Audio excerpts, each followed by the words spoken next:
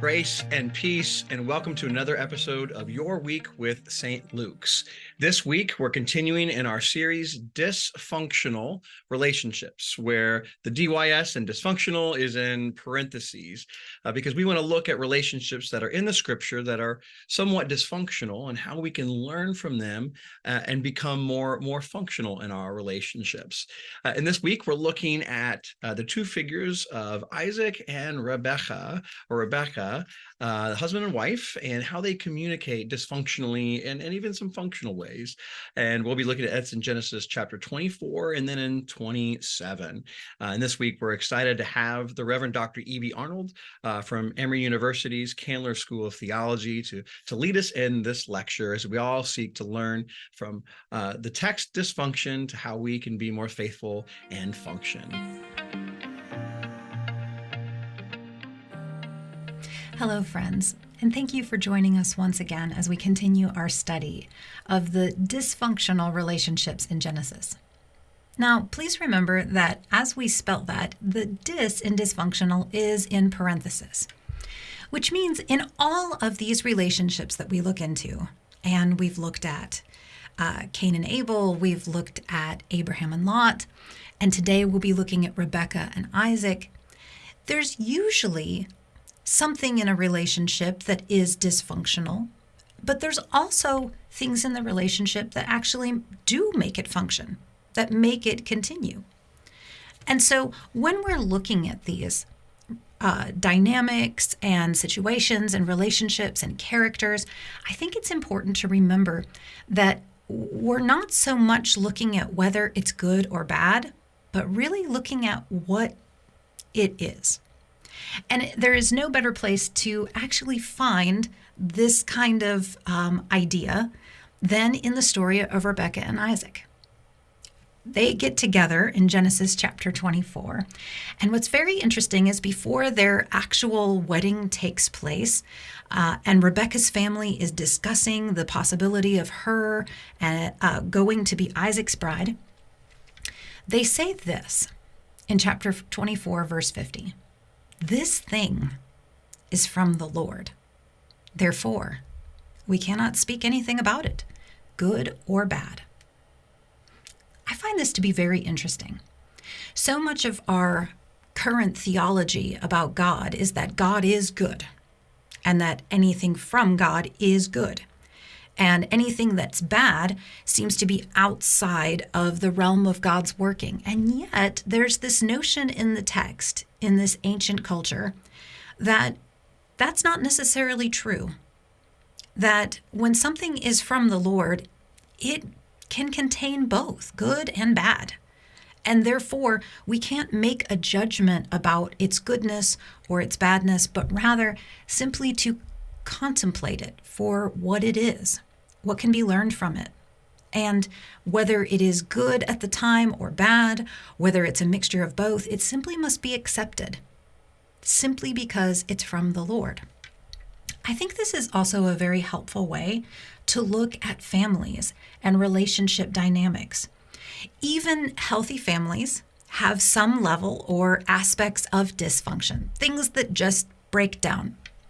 And even usually, the most dysfunctional families have something that's working or something that unites them or keeps them together.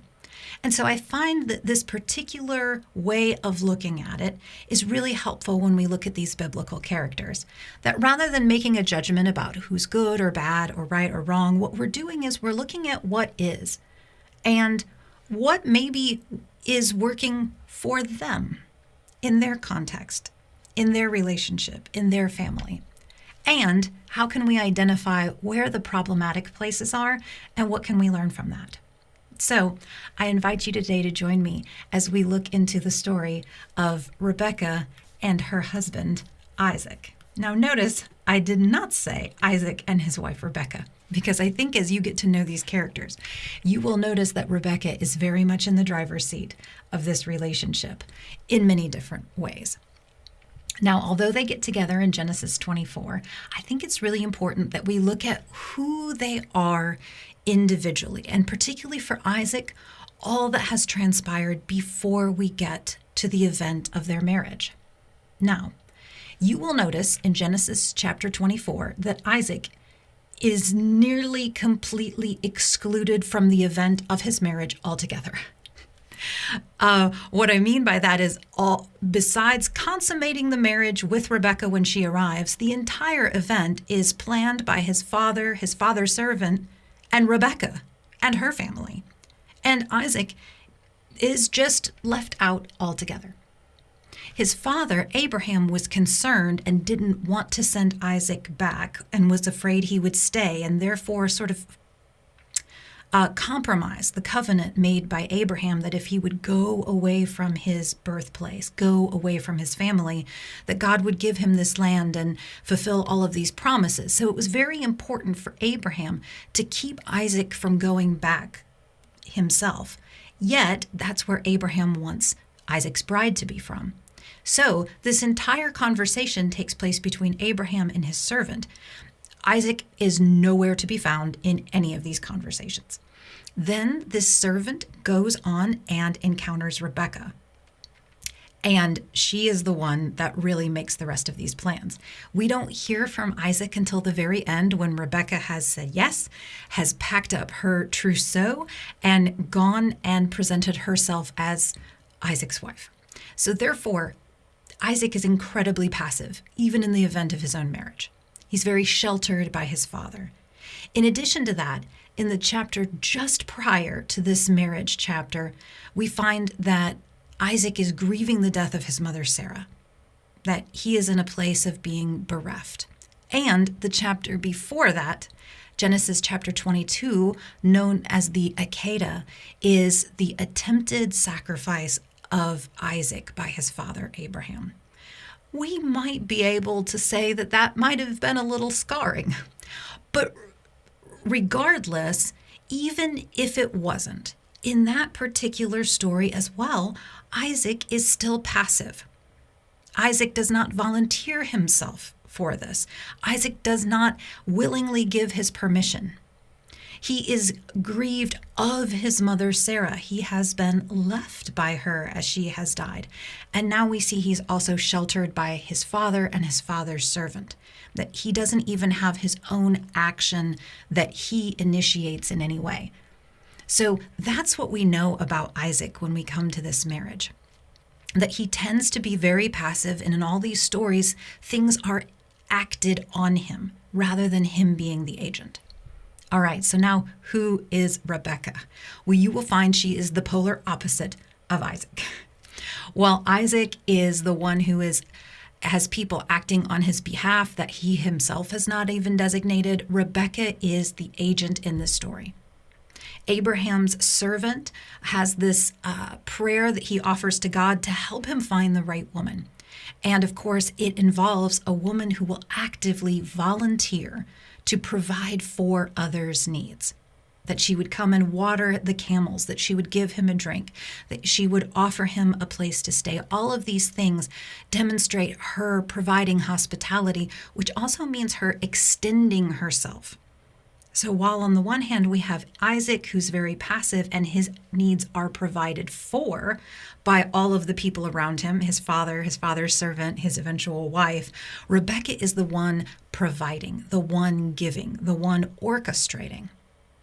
Now, what I find is also very interesting is that as Rebekah says yes to this invitation to become Isaac's wife, her family wants her to stay a little bit longer, and she is the one who of her own will says, no, I'm going to leave now with the servant. This is what I'm going to do. And she packs up all of her things, her servants, all of her gifts for her husband's family, and takes herself with the servant and with the servant's other escorts. Now, so I find this really interesting. As she leaves, her brothers offer her a blessing. And it's really beautiful and interesting because we don't see too many of these.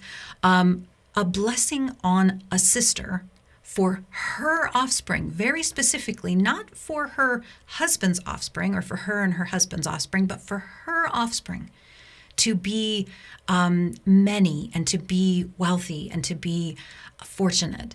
And so it's almost as if even Rebekah's whole family acknowledges she's the one in the driver's seat. She's the one on the lead camel here. Okay. And that is kind of her natural role.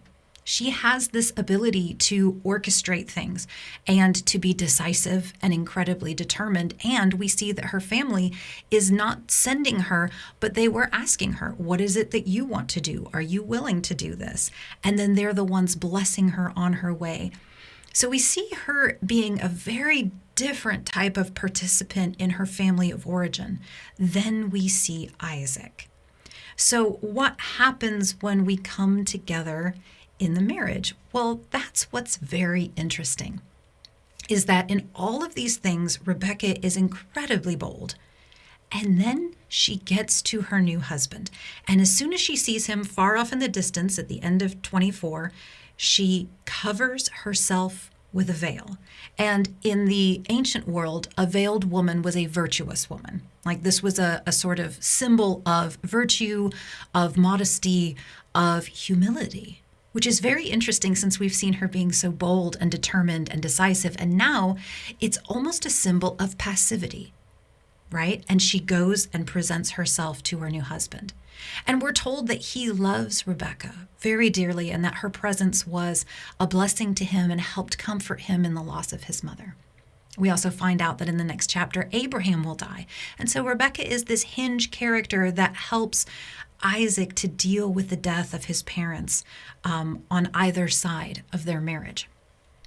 Now, what I find to be interesting and that we've talked about is that there's always something going right. And then there's always something that goes a little off the rails, which is why this is about and functional characters. So we see something in one of the first episodes of their new marriage. And I find this absolutely fascinating. Rebekah is barren. Now, this should start our ears tingling because we know this story. In fact, this was the birth story of Isaac as well. His mother, Sarah, was barren for many, many decades, and late in life, finally had Isaac, the promised child, right? So we know that when a woman is barren and there is a covenant and a promise given to the family, something really miraculous is going to happen. So we're already prepared for it. But what we find is that it says in Genesis chapter 25 that Isaac prays for his wife, prays to the Lord for his wife because she was barren. Now, Sarah was barren, and Abraham, we have no explicit mention of him praying for his wife. And then Isaac's son Jacob would have a wife who was also barren, Rachel, and we have no mention that he prays for her. This is the one and only of the patriarchs that prays for his wife. I think that's something going well. I think we're seeing Isaac's tender side, his compassionate side, that although he's very sheltered, he understands what it means to be bereft and at a loss, and extends this to his wife in the form of prayer. And it says that God grants his request. Now, on the other hand, Rebekah, once she does conceive, she is conceiving twins who are at war in her womb, and it is just nonstop. And she is so frustrated and so under so much strain and stress in her physical body that she also goes to the Lord, but it says she complains to the Lord. So just like Isaac addresses God completely directly, so does Rebekah, but even more so. She complains to the Lord and says, if this is the way it's going to be, what the heck? And God reveals to her and her alone the destiny of her two sons, that Jacob is destined to be the one that receives the covenant promise and is to be the higher of the two, and that although Esau is the firstborn, he will not be sort of the figurehead, the leader of the family going forward in generations. I find this interesting. Isaac prays for his wife, and God says yes, and Rebekah conceives. Rebekah goes to the Lord and complains, and God not only responds, but reveals to her specific information.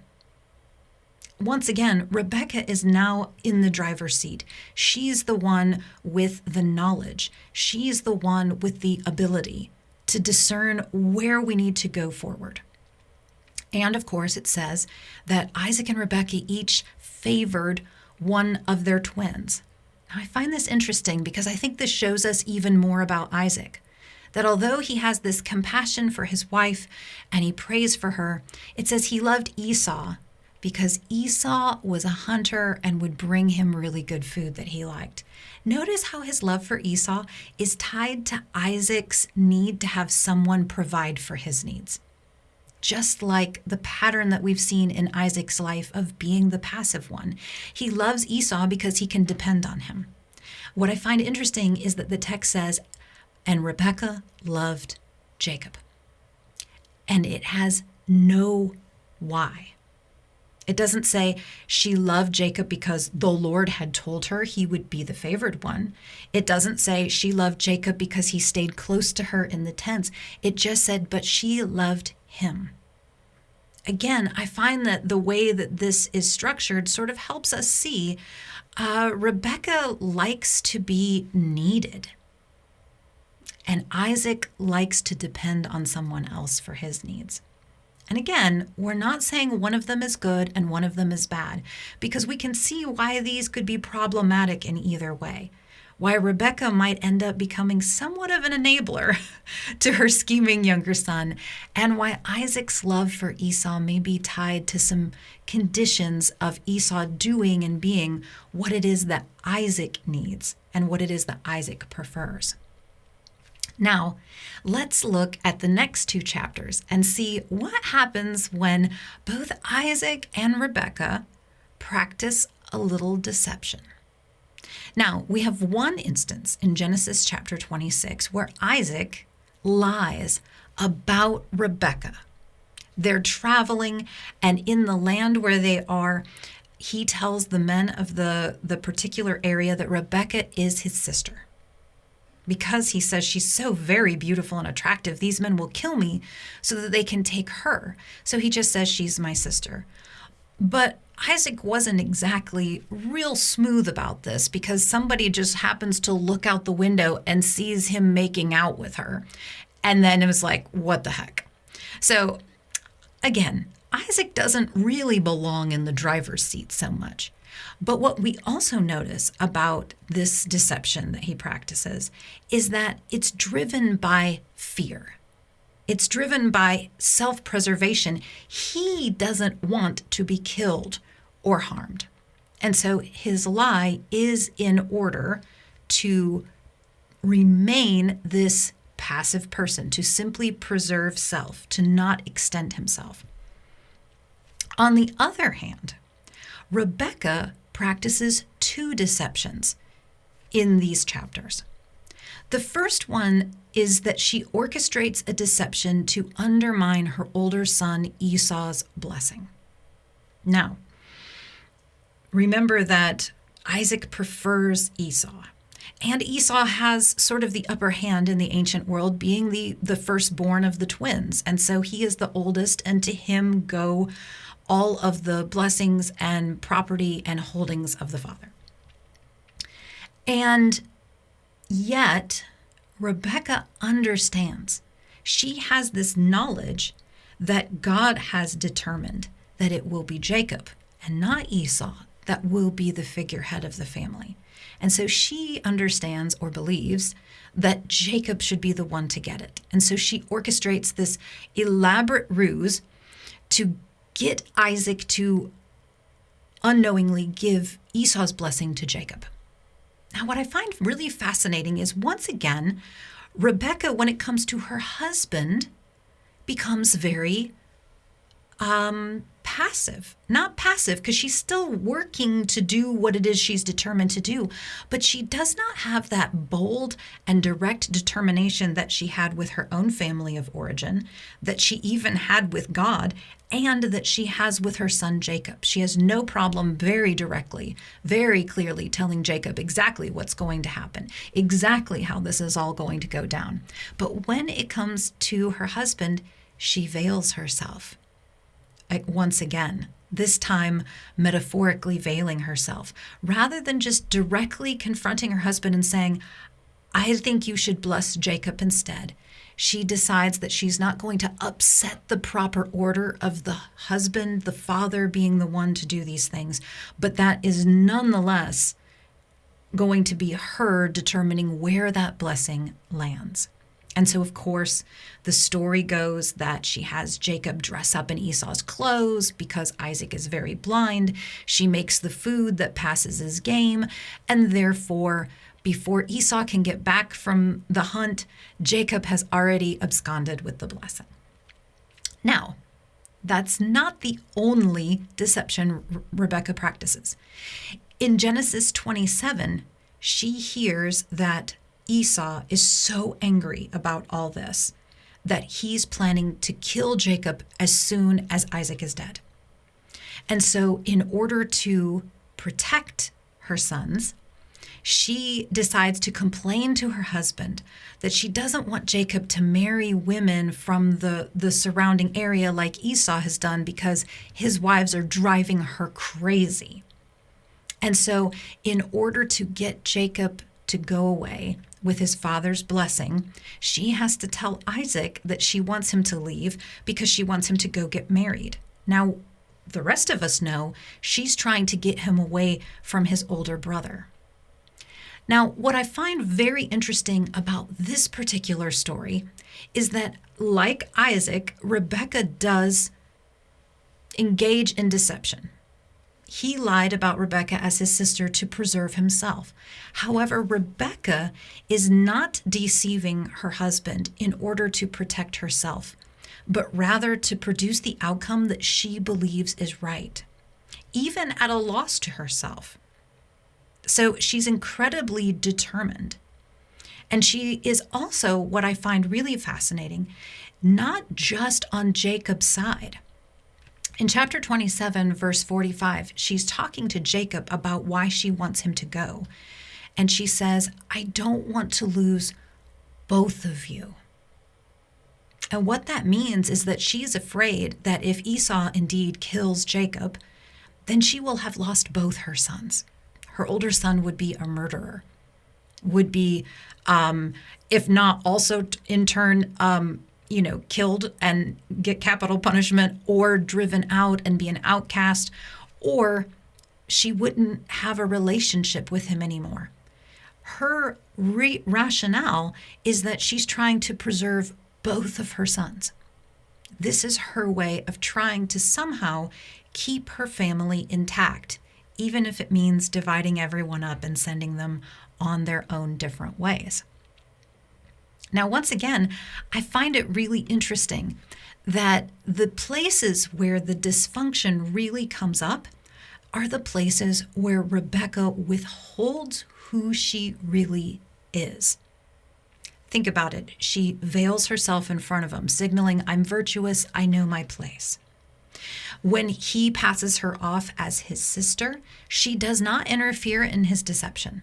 She does not state the truth. And she deceives instead of confronts him regarding the blessing and Esau's threat of violence. So what's, I think, fascinating to me is that the dysfunction is that she's not embracing who she is when she is in relationship with her husband. She is a strong and determined woman who has knowledge and a connection with God that gives her the ability to lead. And yet, because she will not formally take that place, she instead leads the family through these underhanded and deceiving ways, which arguably cause real rifts and problems.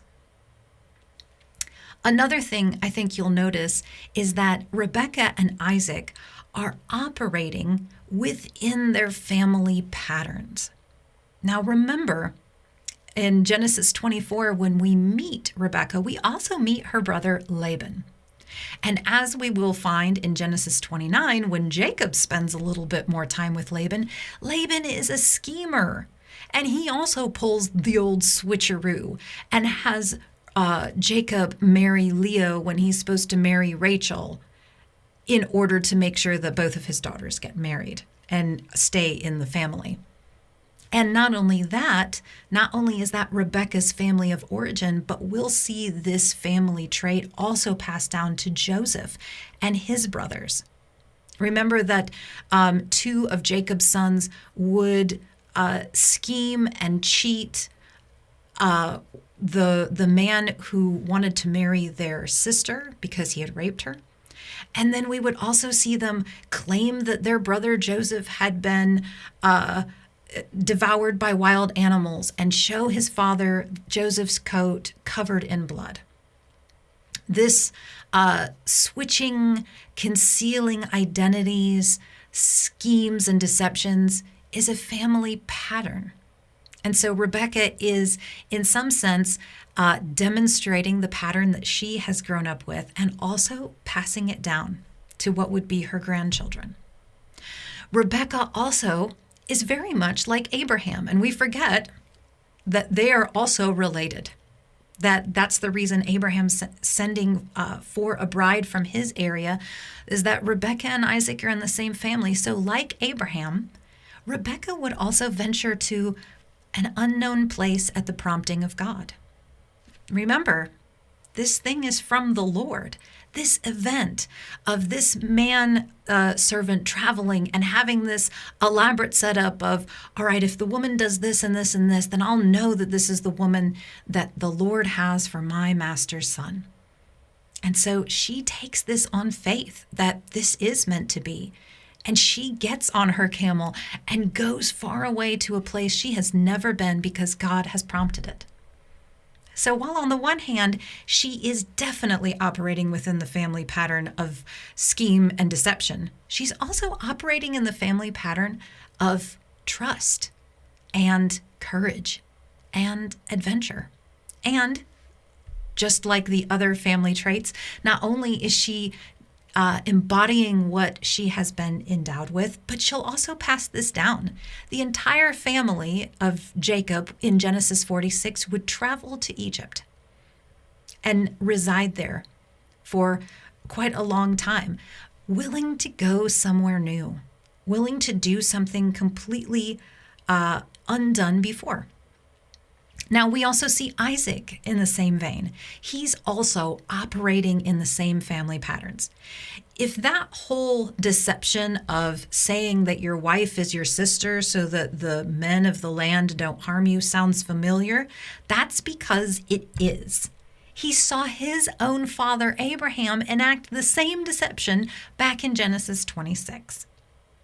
And Isaac, just like his father, in Genesis 28, would send his son Jacob to get a wife from Haran, just as his father did. Just like Abraham sent for a bride from there for his son, so he will send Jacob there to get a wife from there as well. Now, Isaac seems to think that he's doing this of his own volition, but really what's happened, we know, is that Rebekah has sort of padded this story to make Isaac want to send Jacob away, not knowing the real reason is to save his and Esau's life. So I think that we have enough evidence here to see that families are indeed from the Lord, and we can't say anything good or bad. Or maybe we should say we can't say anything only good or only bad. Families are a mixed bag. And what we can do is we can look at where is the function? Where is the good? The good is in a really strong and dynamic leader. The good is in a really tender-hearted family member willing to pray on others' behalf, willing to be comforted, And we can also look at the dysfunction and say, what's not working here? It's not working when someone does not step into what their natural role is and does not trust that their partner will understand and accept. And so, my hope for us is that we will use this same lens as we look at our own relationships. What is working? Praise God. This thing is from the Lord. What's not working? Well, if it's not working and we're learning, then it means that we're still moving forward. We keep ourselves open that if it's from the Lord, it's always going to have things that are hard and things that are easier, things that are good and things that are bad. But the longer that we remain open to the Lord and open to one another, we allow those places of dysfunction to remain malleable and flexible and willing to grow and learn. Thank you so much for being here with me. And come back next time when we talk about Esau and his brother Jacob.